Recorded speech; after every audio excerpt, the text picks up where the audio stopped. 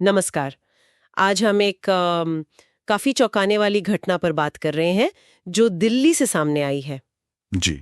सोचिए, एक आदमी जो हत्या के लिए उम्र कैद की सजा काट रहा है, वो जमानत पर बाहर आता है और फिर उस पर एक नाबालिग से गैंगरेप का इल्जाम लगता है। हाँ, ये सुनने में ही बहुत भयानक लगता है और इसी पर आधारित है हमारा आज का डिस्कशन। एक सोर्स है, एक लेख है जिसका शीर्षक है दोषी की बेल और जघन्य अपराध। अच्छा।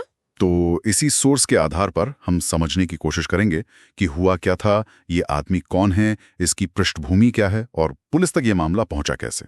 ठीक है, तो सबसे पहले हुआ क्या, मतलब घटना क्या है? देखिए, सोर्स बताता है कि 6 जुलाई 2025 को दिल्ली पुलिस ने पालम विहार इलाके से एक व्यक्ति को गिरफ्तार किया। पालम विहार से? कौन है ये? इसका नाम मंजीत बताया गया है, उर्फ मांझा।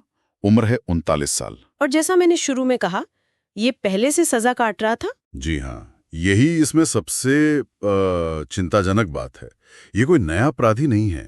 2009 का एक हत्या का मामला था, उसमें दोषी पाया गया था और उम्र कैद की सजा काट रहा था। उम्र कैद, और फिर भी बेल पर बाहर था। हाँ, मतलब जमानत मिली हुई थी, अस्थायी रिहाई कुछ शर्तों पर। और इसी दौरान जब वो बाहर था, हम्म, तब ये नया आरोप लगा, गैंगरेप का, वो भी एक नाबालिग लड़की के साथ। बिल्कुल।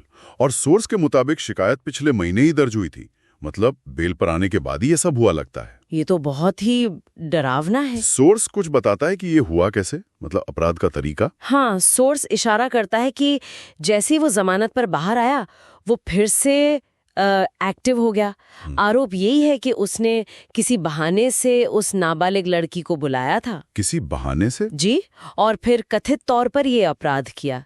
ये दिखाता है कि जमानत पर बाहर आया व्यक्ति भी समाज के लिए कितना बड़ा खतरा हो सकता है। और इसकी गिरफ्तारी वो कैसे हुई? आसानी से हो गई? नहीं, सोर्स कहता है कि जब पुलिस की नजर पड़ी तो उसने भागने की कोशिश की, जो कि आम है ऐसे मामलों में।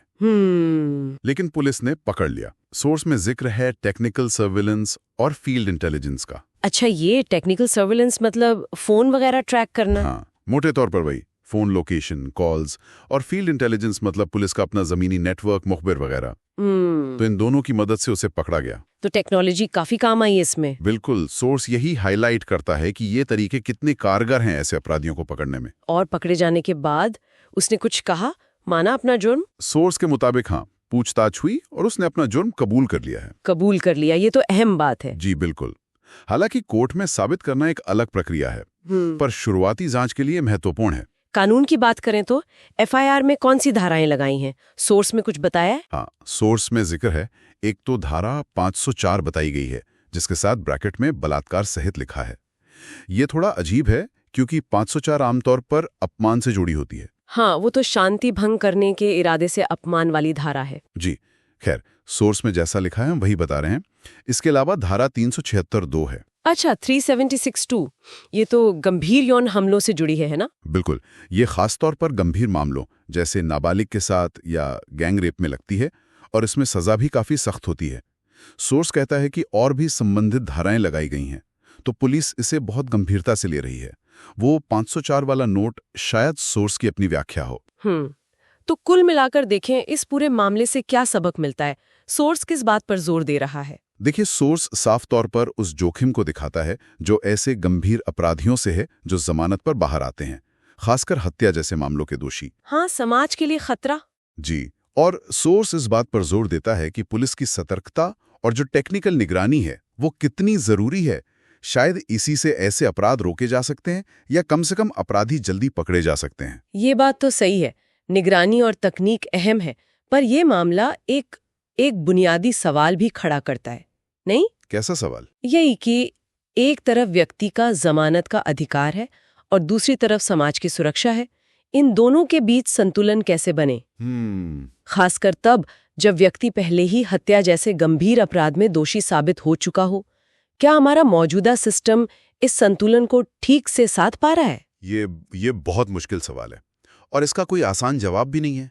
ये घटना सोचने पर मजबूर करती है कि क्या जमानत की शर्तों को और सख्त करने की जरूरत है या फिर निगरानी के तरीकों को और बेहतर बनाने की। सही कहा, सोर्स हमें सीधा जवाब नहीं देता, पर इस बहस की जरूरत को तो सामने लाता ही है। बिल्कुल। तो शायद श्रोताओं के लिए सोचने वाली बात यही रह जाती है कि न्याय, अधिकार और सुरक्षा, इस तिकड़ी के बीच वो महीन संतुलन कैसे साधा जाए? क्या बदलाव लाए जा सकते हैं ताकि मंजीत जैसे मामले दोबारा ना हो? Thanks for watching.